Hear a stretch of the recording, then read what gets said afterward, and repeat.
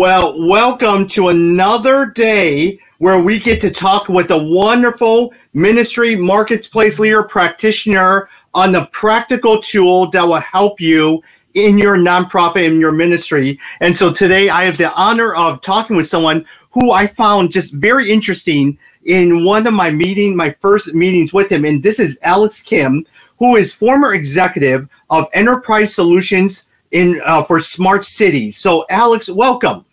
Hi, nice to meet you again, Tommy. Thank you. Hey, Alex, just before we begin, and today we're going to talk a little about innovation and why the process dynamics of innovation.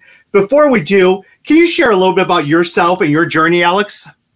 Sure. Well, I'm a child of an immigrant, grew up in the States ever since I was 11, and then just traveled the world around, background, military career as a naval officer, all the way to automotive companies, to last 10 years, really plus years in Asia, doing lots of activities, smart cities, and securities and digital world, and just loving every life. And now I'm residing in Chicago area. And I had a pleasure meeting you. Yeah. Hey, I was also very interested in part of your resume. You were an innovation fellow at the University of Michigan. What was that like, and what did you do during that time? Well, it was a really amazing time of my own transformation where I learned the art and science behind, what innovation is, and I actually dedicated, a full time to that. And the fellowship centered around, innovating. Specifically domain that I was learning through was medical innovation, but really this applies to business and life and ministry and just everything in general. Got it. And so for instance, if you look back at your journey, what made you decide to go to the University of Michigan? Was there something about being an innovation fellow that attracted you, or was it a job requirement that will help you? Well, I realized, out in the marketplace for a long time, and seems like, whether you're competing against your competitors in terms of, business ideas, products, or even pitching ideas to clients, how everybody pretty much sounded the same, and I realized that, wow, without really learning to grasp of this art of innovation, right, especially as we're fastly transitioning into digital world, how you really need to change to really kind of reinvent yourself to continue to be relevant in the society. So that's one of the reasons why I decided to really go to that. You talk about your extensive experience, not only in the U.S. but in Asia. What cities have you lived in Asia, Alex? So I basically traveled throughout the everything from Japan, Australia, all the way to India. But I specifically lived in Singapore, Shanghai, and Korea as a permanent residence. But basically, you just travel throughout. For those who are listening in on both the LA as well as Chicago markets, is Alex, I brought him in because of his extensive experience in different cities and also his idea of teaching on the basic foundations of innovation. Tomorrow, we're going to look at part 2 by doing a roundtable with practical ministry leaders talking about this topic. But for today, I wanted Alex to talk through some of those basic ideas of innovation for your organization. Here's why we're doing this. We talk about practical tools. And so a lot of times organizations, nonprofit and ministry, suddenly have to change their strategies. Your 5-year strategies are out the window. Your 1-year strategy, your 6-month strategy is out the window.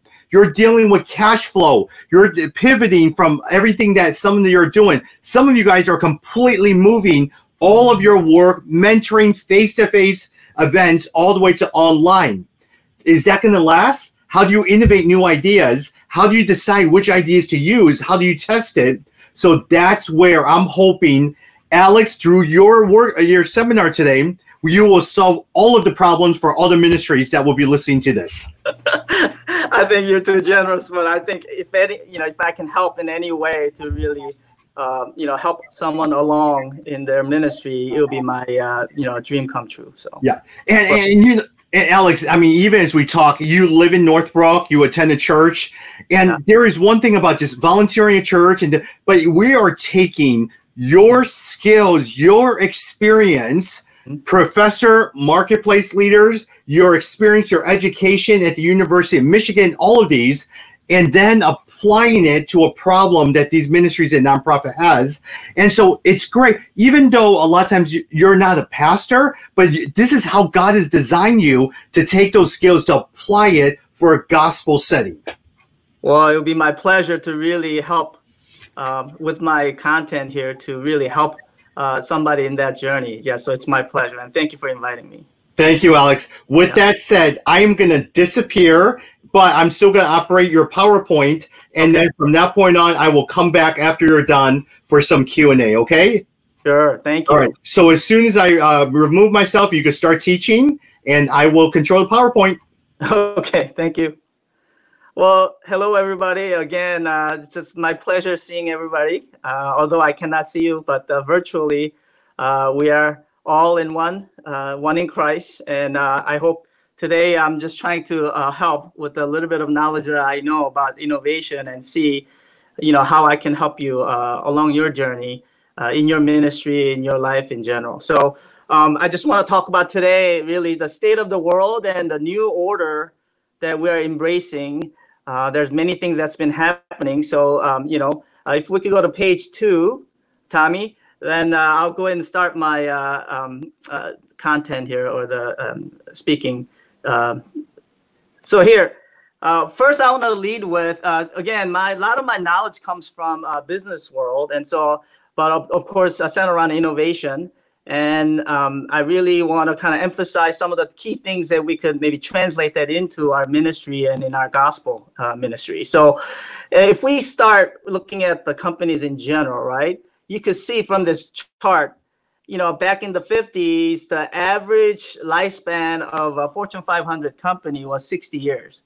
Rolled into 90s, 15 years, right? Now we're talking, less than 10 years. And McKinsey, according to McKinsey's study, 75% of these big companies are going to be gone by year 2027. So really, this should be an eye-opener, whether it's a Fortune 500 company or a mega church or any other organizations. Think about how fast things are evolving so quickly. And we're going to delve into why these things are happening. And if you're a startup, so to speak, right, in a business world, you'd be lucky if you survive, 2-3 years in general, right? So really, this is kind of the eye opener as we kind of delve into the innovation side of the business as well as in a ministry. Next page, please. So when you look at innovation, really, in general, people look at it from a very kind of four distinct perspective. Some people call it more of a random event where a lot of the venture capital companies try to bet on that, one home run out of the 10 companies that they're sponsoring. And some argue that, hey, it's all about research, how much R&D or how much really things that you put into that really kind of eventually will pan out in the future, right? Some may argue also that it's not about technology, it's about marketing, it's about the business plan. It's about how you really present and try to commercialize the ideas or the concept or the products that you have. And some may view it as it's about a process, right? Approach where you follow along and view it more as a journey. Of course, there are many different views, but obviously, there's no right answer, right? Let's go to the next page, where we could talk about here, really, it comes down to, when it comes to innovation, the problem is the knowledge, right? If you look at it from a start of the man, how much knowledge we have amassed versus more recently, as we are entering fully into digital age, the new knowledge that's created by individuals, enterprise, community, businesses, churches, organizations are just going exponentially, right? The problem is that we have such a plethora and there's an influx of all this new knowledge, and largely driven by digital medium, right? Whether it's a smart media, social media, all kinds of IoT sensors, all these informations being exploding out in the marketplace. The problem is the utilization of these new knowledge is just something that everybody's grappling with, right? So the AI is being developed to really try to help us with that. But at the same time, a lot of people think that the amount of knowledge that's created between now, right, and 2050 will exceed the knowledge created, in the history of mankind. So as we have this huge influx of data and knowledge, how we going to digest all this and start utilizing it and creating value, right? That's the problem right now we're grappling with. Next page, please. So really, then the big question is, what is innovation? Let's start with there, right? A simple first kind of understanding of what that is. So if we go to page 6, right? The innovation is really about it's actually adoption and the value, okay? It's about the process of really understanding and creating all these experiences and effects, or the technology effects that people really find it valuable. But ultimately, it's about adopting those products or services or ideas, right? And more importantly, really transforming those knowledges that we just talked about into a real value, right? In business world, we call that in forms of money. We measure that, whether it's a stock price, whether it's a revenue, whether it's a profit, right? So I want to kind of give you a quote from this gentleman named actually Dr. Nicholson from 3M. He's actually the grandfather, the father of the Post-it notes, right? He said, research is the transformation of money, and I put in there time, into knowledge, but innovation is transformation of knowledge into money. Well, I would like to replace that with value, right? That people value, right? And we know that innovation is not about just simple inventing, right? That's a start. Or coming up with good ideas. Again, it's a start. Nor is it just problem solving or being creative. Nor is it a cool technology or a design or a gadget, right? It's really, if I can really convey one thing to everybody, is really, it's about adoption and transforming the knowledge into value. I think that's where we need to start with. Okay. Next page, please. So everybody knows Apple, right? And transformation began with Steve saying, "Hey, think different," right? Here we are. A long time ago, it was a desktop company, and who would have thought, as we speak right now, that Apple is helping me balance my budget because I'm using their Apple, credit card, and it just neatly just categorizes everything for me to balance my daily, monthly expenses. And tomorrow, very soon, it's going to help me open cars for me through my iPhone, right? Again, from a desktop company to what Apple is now, even though he has passed away, right? The transformation is obvious and it's just monumental, right?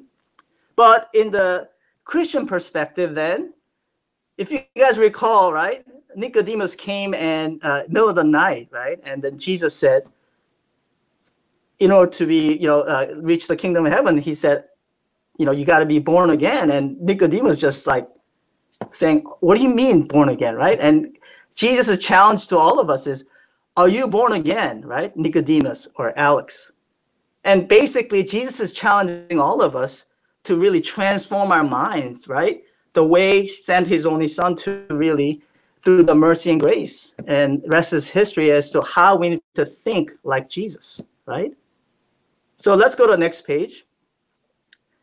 And really, if we could be more specific about then innovation is all about adoption. Michael Schrage actually explained it really well right here, right? The explanation or the definition, right, is adopting something that means accept it, embrace it, and use it, right? Use it. So it's think about it this context, right? In that sense, adoption, if that's a scorecard, right, then Jesus, I would argue, will be the greatest innovator of all time, right? Even after the 3 years of short ministry, 2,000 years back, today, I would say at minimum we have 2 billion followers around the world, right? Embracing and adopting his way of life, right? In that sense.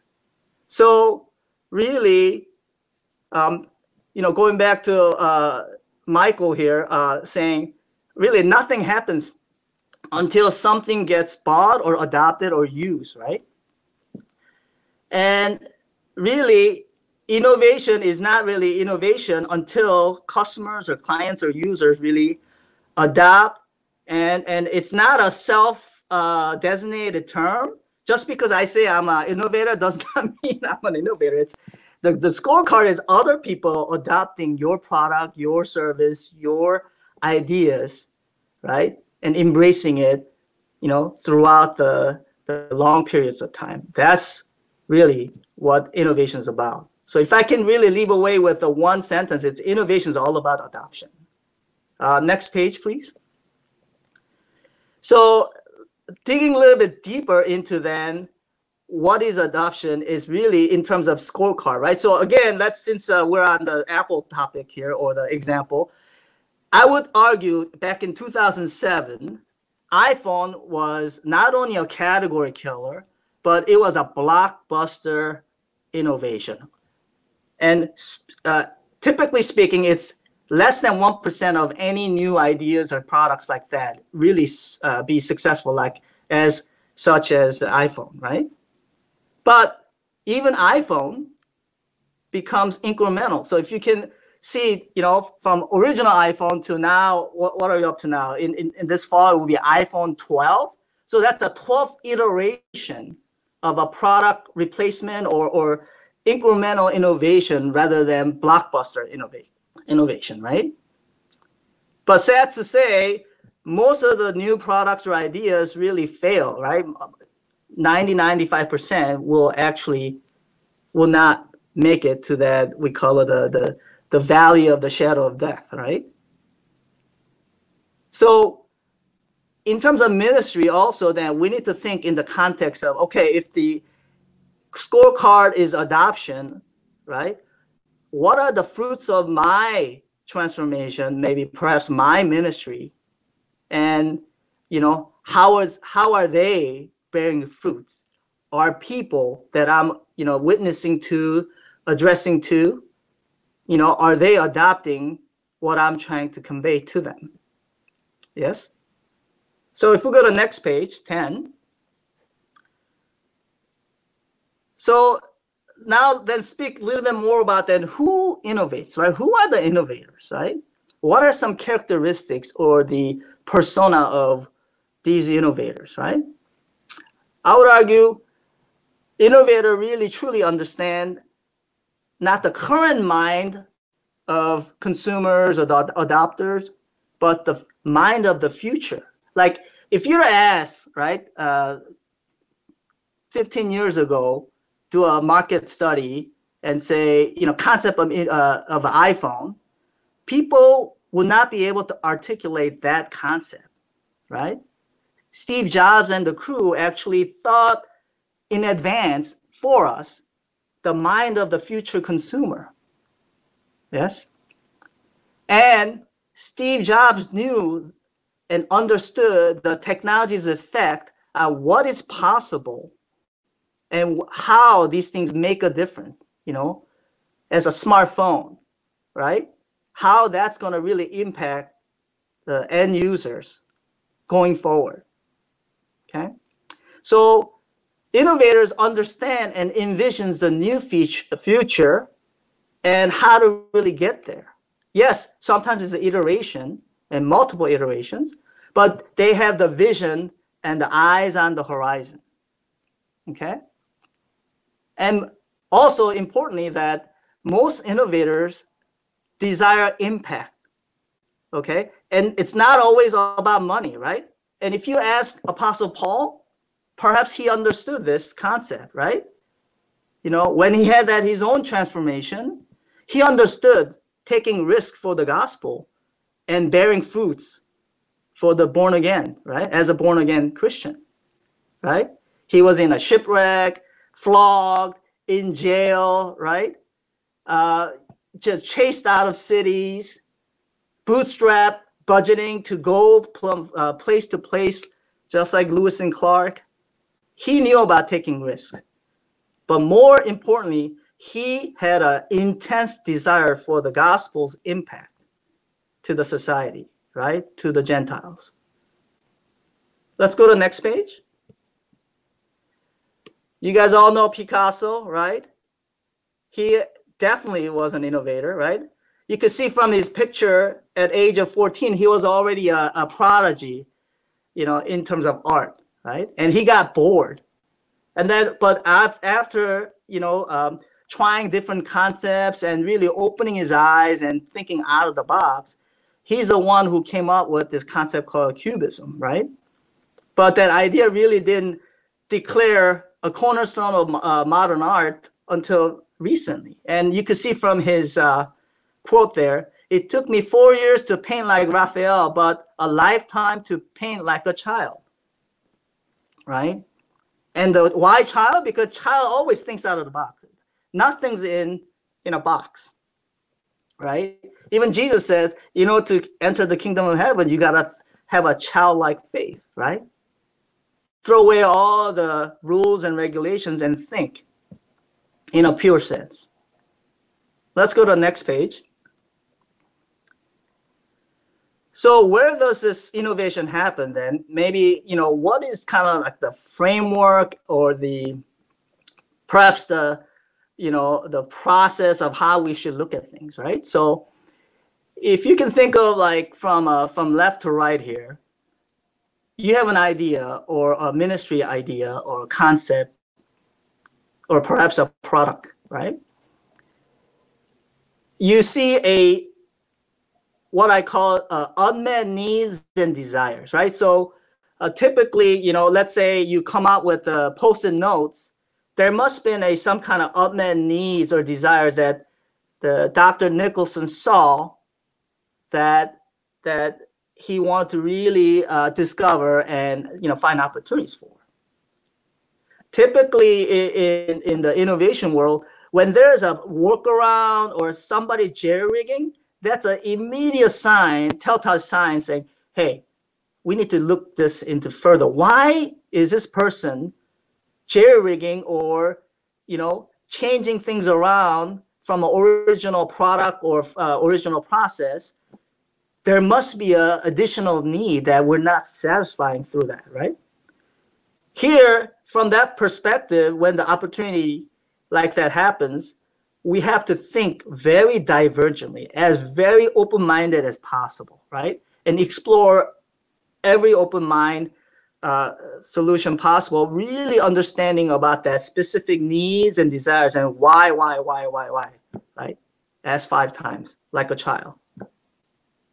Once we clearly understand that, then we need to start converging again to pick out the best ideas or the best concept that we need to really kind of go through the process elimination. This is where you need really the wisdom of crowd. Instead of one person looking at it, people looking at it from very different angle, you know, as divergent perspective as possible.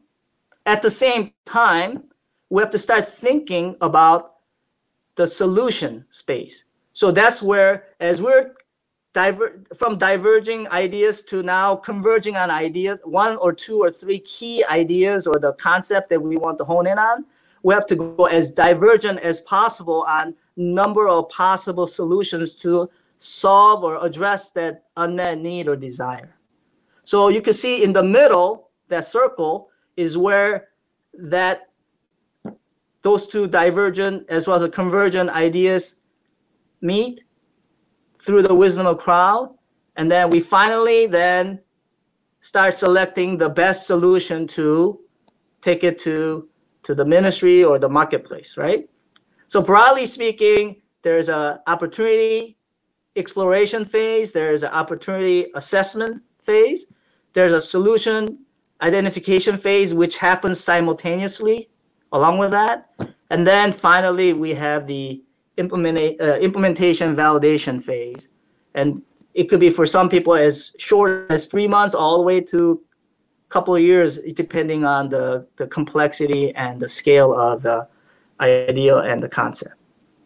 Okay, let's go to the next page. So really, if you step back and look at it, right, a lot of people argue it takes 300 ideas to really make one really implementable success innovation. Okay, it's obviously you gotta keep at it, but from an exploration to really fine tuning and you know, from the previous process, it's many jump right from idea to implementation, but really once you follow that process that we just described, you have to continue to explore, pivot, come back, and then go through that process through the wisdom of crowd. Next page, please.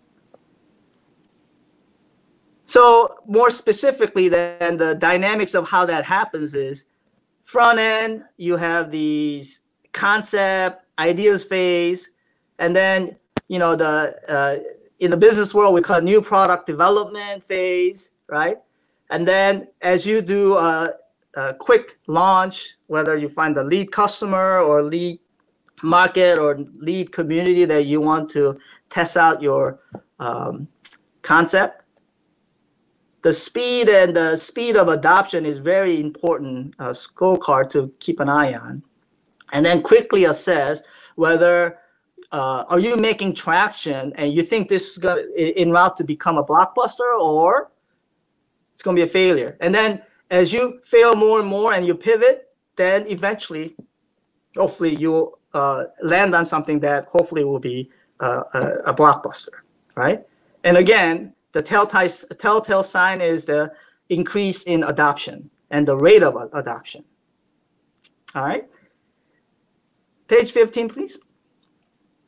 So as we go then into thinking about all this, really, some people may argue innovation is, you know, you have to be born with it, right? But I would argue innovation can be learned, right? And I think the successful innovators really learn to think differently, right? Always staying hungry and humble, but at the same time thinking out of the box, right? As Jesus did, as Steve Jobs did. Focus on also connecting the dots, right? How the technology effect and the opportunity or the issue that you need to address, how to really merge the two and be able to, you know, so to speak, solve that issue. Okay. And I think the successful innovators really minimize their personal bias by interacting with others and understanding what others are choosing and really embracing on this concept called wisdom of crowd. Okay, seeing it from their perspective, as many different angles as possible. And this relentless pursuit of unearthing the new needs, the unmet needs. It's important differentiator is not the current need, but the unmet needs or the future desires that even the customers or the user themselves cannot tell us, right? Almost like a inside of an eye of an eagle who can see beyond the waters to go and grab that fish, you know, way above the sky. When we go to the next page, it's really innovation about, it's really about a journey, right? if you can think of what you're doing right now, whether it's a ministry or organization that you are part of or heading up, think of it as a castle, right? That's where you are now. But in order to be an innovator, you have to think above and beyond that, right? And think of ships going out to the beyond the horizon, right? Whether it's a Magellan or Columbus, how you explore and discover, right? And you have to understand also that some ships never launch, some ships, never gets to be built well, and some ships are going to be lacking direction, and that's the reality. But the possibility, right, of looking beyond and keeping the eyes on the prize, right? Whether it was Apostle Paul or Lewis and Clark or Steve Jobs, right? Really, all of us have to kind of think in terms of journey and knowing all the minds and the obstacles that we're going to be going through. In the innovation community, we also sometimes call it jockey and the horse, right? Jockey being the entrepreneurs, the horses being the business model or business themselves. So, that's, I guess I would similarly then equate to, missionaries or the ministry leaders versus actual ministries themselves, right? Jockey and the horse. You have to really think about, in that context, are you embracing what is reality versus what is possible? And you can never discover unless you go out of your own castle, out of your own framework, knowing that your ships, right, are going to be shipwrecked, perhaps, just like what Apostle Paul experienced. Let's go to the next page. I know we need to hurry up here now. So why should I learn to innovate, right? Oh, because it's such an important new life skill that we all have to embrace because the world around us is changing, okay? We know that Western world has already evolved from agricultural society to now what we call digital economy. Developing worlds are already, rapidly catching up, and partially due to internet and digital medium, right? And I would argue, and many would argue, that creative class are those ones that are thinking out of the box in a new ways to create value. They're the ones who's really going to change and lead the next digital age, right? And I don't know if you guys heard of BSF International, which I've been part of for a very long time. Here's an organization, right? Up till a few years ago, they require men to wear pants, ladies to wear skirts to the classes. They would not share the actual notes, class notes, unless you came and attended the class. Now, fast forward to today, they just launched this app called WordGo, where anybody can start your own Bible study using this app geared towards people who, especially the younger segment or the younger age people. But this transcends time zones, geography, ethnic background, just really, it's incredible to see even a old organization, a conservative organization like BSF International, embracing and changing for the new digital age. Especially this was apparent as we went through the pandemic, how important these new innovations and the tools are, right? New service, new ways of really reaching out to the lost, right? Or to the believers and the non-believers. Let's go to the next page. So we know world around us is changing, right? And we know that our education system, societal systems are not ready to really help prepare all of us to win the battle as new innovators. Okay? But, when we look at what makes a good innovation or innovators, right? We know that these are some of the key things that we need to take on as a new life skill sets, right? As innovators, we have to all become good at collaborating, right? Synthesizing different opportunities, connecting things that create value. Being able to use creativity and passion to really personalize and give that personal touch to your organization, to the people that you come in contact with. A great way, also localizers who have amazing skills to really create this new local value. What works in Jakarta may not work in Chicago, right? So how do we then be able to translate that same transformation in the local context? So as the world is changing, are you equipped for gospel innovation, right? Just like the great example I gave about PSF International. Next page, please. So your opportunity is endless, in my opinion. All of us should think that way, right? So as you kind of settle back and think about and reflect, what are your best opportunities that perhaps maybe you could kind of consider and think through?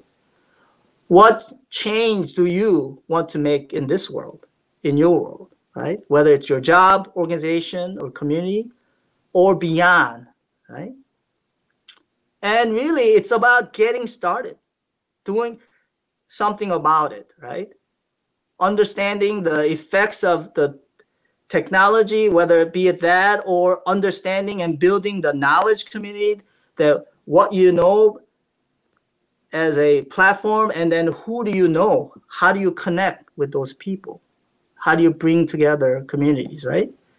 Communicating with people, the desires and the needs, again, the unmet needs, how to organize, analyze information that you discover, like a Lewis and Clark. What are the possible futures that you want to achieve, and understanding those key elements? And what are you going to learn, right, to make actionable decisions that you could apply to make an impact like Apostle Paul? So if we go to my last page, really, I want to leave you with my final perspective. We all know who Mother Teresa is, right? We are just blessed to see her lifelong ministry and her perspective of my heart belongs to God, but my body belongs to people, right? From her little girl transformation from her heart perspective to really bearing fruits of the Spirit.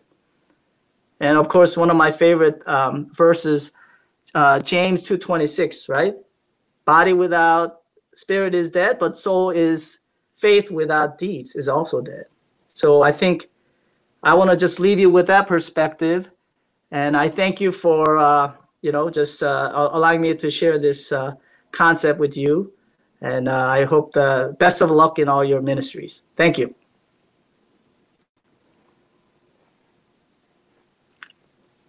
Can hear. Tommy, can you turn it? Yeah. Yep, Alex, I'm going to keep it on this slide, your opportunity, because I want to talk with you a little bit about that. Let's go through two scenarios. Let's go to the young or the medium-sized organization where they don't have a lot of staff. They have a executive director. And so now they want to be innovative. They want to constantly be changing. They want to constantly be reacting to different things.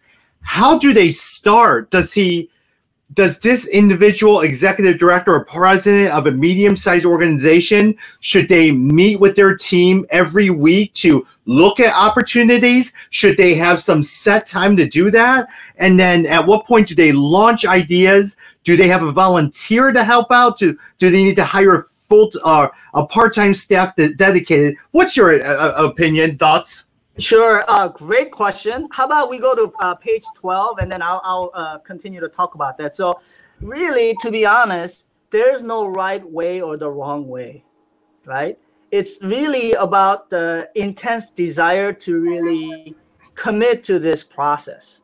And I think page 12 could be kind of like a framework of how, whether you're a small, 5-person organization or 1,000-person organization, really embracing this idea of openly inviting people to come up with ideas, identify the unmet needs and the future desires of that community or that organization or that project that you're working on.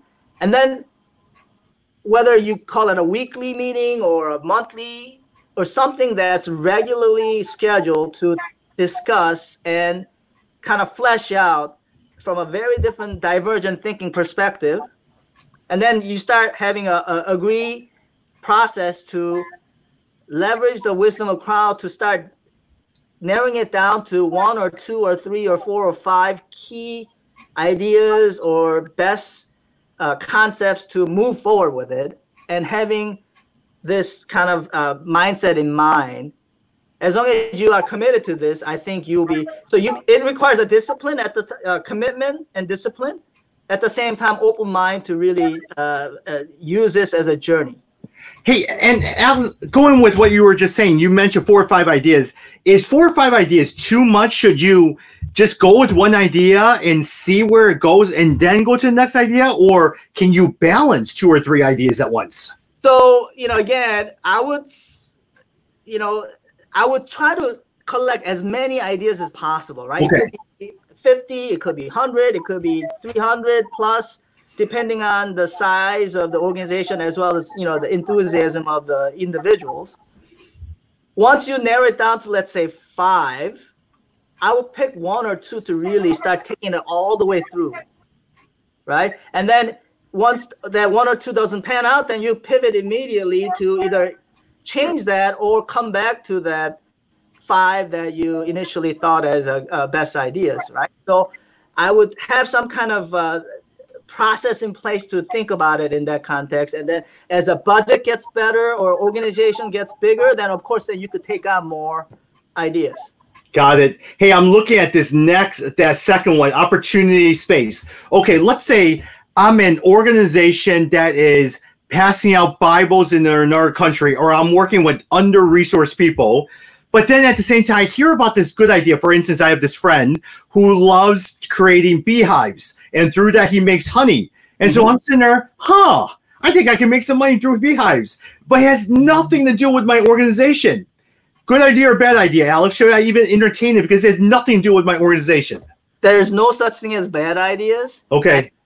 We have to, again, at the front end phase, we have to be as open-minded as possible, but at the same time, allow different people to have different perspectives to maybe, argue and discuss actively through the wisdom of crowd to narrow it down again, whether that beehive idea is good or bad. Got it. The overall vision. Got it. How does, for a lot of these innovation is, for ministries, they also got to think about budget. They got to think about what the return is. How does potential funding play a role in your thinking? Exactly. So that's why, whether it's a bootstrap budget or, maybe a little bit more comfortable in terms of, sponsor budget, you have to make critical decision and rank them so that there is some type of a process of elimination. Even let's say, Apple's got billions of budget. Maybe your ministry has maybe, a couple $1,000s at best. You still have to go through and weed out and pick the 1 or 2 or 3 or 4 or 5 that you really want to embrace and go with it. So you have to have, again, wisdom of crowd to be able to have that process and trust the process. All right, Alex, let me throw a scenario to you. What if I'm executive director or president and speak to the leaders? Sometimes leaders are so caught up in their idea that they just aren't open to disagreements. And so I say to you, Alex, you know what? I prayed about it. The Lord has placed that on my heart. Yeah, I just really feel strongly for this idea. Everyone on the team is saying this is a bad idea, but I feel really strong. What's your opinion to him? What would you say to him? Well, I think you got to know when to let go, and we have to know also, just like a church, right? Some are great at evangelizing. Some are great at teaching and preaching. It's a biblical, right? Head cannot be toe cannot be hand. we also have to know if I'm good at idea generating, I may not be good at implementing, you know? So we all have to know the strengths and weaknesses of each other within an organization, and then again, trust each other to take it to the next level. And so if I'm good at just idea generation, hey, let's continue to hone in on that at the same time, maybe, doing other things, and let other people perhaps allow them to implement your ideas. You touched on one thing I want to dig in. You mentioned time to let go. What are the signs that causes you to say, I got to let go of this idea? Well, I think adoption-wise, or even adopting your idea-wise, if it's not picking up steam and it's harder and harder to really get going, I think then, have a reflection on, what are seeing it from their perspective, other people's perspective, why is it not making traction, right? So really, innovation is all about really understanding those dynamics and being able to pivot and willing to, have a grip at the same time, flexibility, almost like a bamboo stick, I do Kendo, and, the Kendo stick or the bamboo stick it never breaks, but it's flexible enough to, take that changes in place. Yeah. Hey, and in some sense, Alex, I know we're talking about this with ministry as well as nonprofits, and this applies to business, but this actually applies to churches too, who constantly need to innovate. Wouldn't you say that? Absolutely. I think churches are in probably dire straits more so because buildings and the ministries that they are involved with are oftentimes it's a fixed assets and fixed costs that you cannot overnight change, and think about what just happened in the pandemic. How relevant are those $1 million, buildings, right? Nobody's going there. Yeah. Right. So how do you pivot from there? How do you change? How do you change it? So again, I think churches, could be in my opinion, also could be hit with a lot of these unknowns in the future, and they're probably at very, very vulnerable stage. Yeah, and I find a lot of times, Alex, being in the ministry, business world, not ministry, and you'll probably say the same thing, is a lot of times I would say pastors like you and our ministry leaders are so tied into their ideas. They say, okay, this is what God has placed us in. And when bad things come, we got to stay with the plan. We got to continue to remain faithful through these trials. But you got to change. Yeah. So again, going back to the picture about castle versus ships, right? How long are you going to remain in castles? And perhaps, for 100 years, maybe that castle was effective. But unless you really go above and beyond and look, down the horizon, how else are you going to know where you need to go or lead your people or lead your church? Yeah. Alex, I am seeing this, and you may be seeing this as well, too, with these educational institutions, with their big class sizes, library, everything like that. More and more of these companies, and I know you've done a lot of work with smart cities, are looking for people that they could train. You're not paying 80 grand a year for education, especially if you're global. Now everything is, hey, let me train you on the skills. Let me put you through a training program or a mentorship. It's a lot cheaper than paying $80,000 to a university to get a master's, PhD, all of that stuff.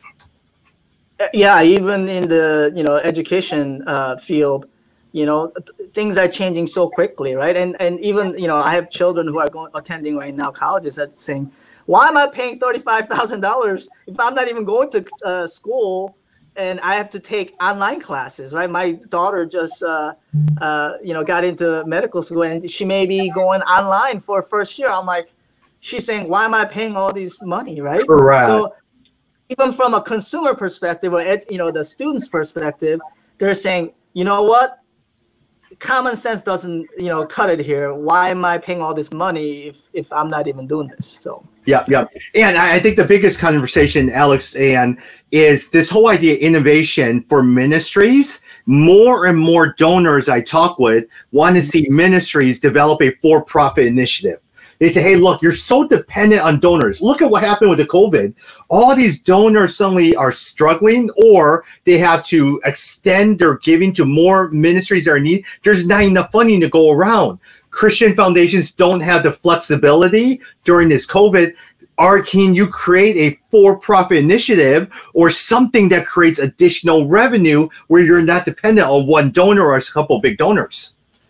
Right. So it's really time for all of us to think out of the box. And then, and pandemic brought a great challenge for all of us, including the ministries, right? What is the funding model? What is the model that we're going to embrace going forward?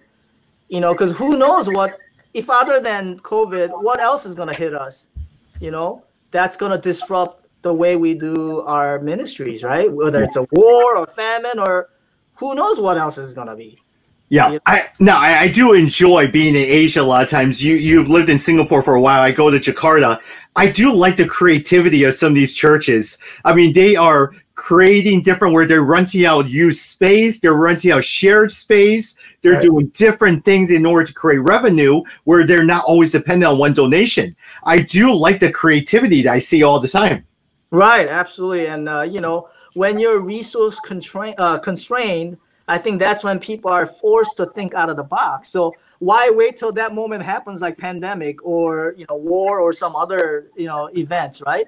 We have to think ahead. Again, desires and the needs of the future that we need to think through, just like Joseph, 7 years of, a harvest and famine, right?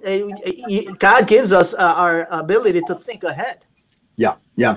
Alex, this is phenomenal. I love, and just to let you know, for those, this will not only be shared with our nonprofit ministry leaders in Chicago, in LA, we're going to forward it over to a couple of our groups or foundations that are asking for it to share with their ministry network. So, Alex, you're doing great things for the gospel. Your insight and your knowledge is so good. Well, no, thank you. You're too kind with your words, but if I could just help in any way with anybody's ministry, really, I'm all for it. So thank you. Yeah. Well, and even I love your example with BSF in terms of how they've moved away from, or not moved away, but how they even created an app that allows them to reach more people. Right, exactly. That's a great example, because 5 years ago when I was in China, I actually asked BSF can we have somebody in Chongqing join us for our small Bible study? They said they can't because they don't have the system in place. Well, now 5 years after, voila, you got this app. Now you could reach Tibet, Chongqing. It doesn't matter where you are. Any 5 people can come together and do a Bible study like this. Well, and with that said, Alex, I do wonder when some of these churches are in a startup where it's all online church. So suddenly you have a teaching pastor from Asia, but you have attendees from Africa, Latin America, Canada, US, all attending church together. That may work one day. We may see more and more of that. I definitely think that's not out of the picture, and especially with the younger generation of the next generation coming up, I think they will definitely see that as a much more of a viable option, going forward. Yeah. Hey, did you enjoy, last question as we wrap up as well too, you spent a year teaching. Did you enjoy your time as a professor? Absolutely, and just love interacting with young people, and I learn new things every day just by their asking very intriguing questions that I never thought of. So again, being open-minded, and I'm learning as I'm teaching. So that was a great pleasure and honor to do that. Alex, thank you so much, and we're going to talk soon. Okay. Thank you very much. Have a nice day.